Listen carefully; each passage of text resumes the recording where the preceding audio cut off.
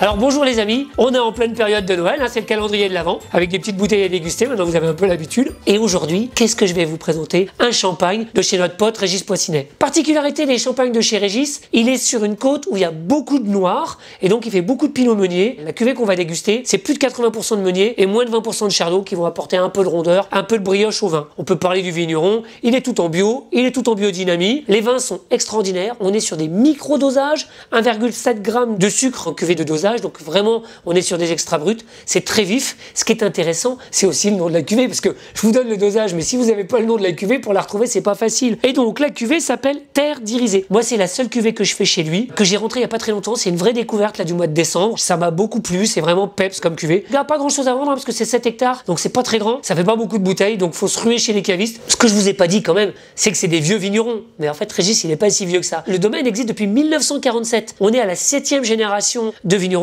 mais surtout c'est la 40e année de vendange cette année, donc c'est un vrai anniversaire. Donc c'est pas la bouteille du 40e anniversaire parce que il l'a vendangé cette année en 2023. Bon maintenant j'en parle, mais moi j'aimerais bien goûter parce que le champagne c'est fait pour être bu et forcément la bulle ça défatigue. Donc toujours commencer le repas par une petite bulle pour se mettre en route. Hop, et voilà, tu vois ça fume un peu là, c'est beau. Ouais, c'est beau ce son. Ce qui est intéressant, c'est de mettre le nez dedans. Et c'est typique des pinots meuniers. Donc en fait, c'est extrêmement vineux au nez. Et t'as ce côté fruité des meuniers que moi j'adore. Mais c'est ça qui donne aussi la typicité à un champagne. C'est son terroir, son exposition. Et évidemment, les cépages qui vont être sur le secteur où il fait le champagne. Donc on est dans la Marne. Hein. Je vous l'avais pas dit ça qu'on était dans la Marne. Très important, c'est un champagne de Marne. La bulle est d'une grande finesse. T'as vraiment ce meunier qui est en bouche, là, qui vient de titiller le côté des joues, là. La bulle est waouh, c'est vraiment évanescent, quoi. C'est vraiment un très très beau champagne de repas. Le champagne comme ça, c'est bien, mais si tu bois la demi-bouteille avant de passer à table sans avoir rien mangé, c'est un peu compliqué. Donc, on a nos potes de chez Véro qui nous ont préparé quelque chose, la maison Véro. Regardez la belle pâtisserie qu'ils nous ont fait, là. Évidemment, avec le champagne, on pense sucré. Regardez comme c'est beau. Je sais pas si c'est une crème de marron, un macaron, etc. On va l'ouvrir pour voir ce qu'il y a dedans.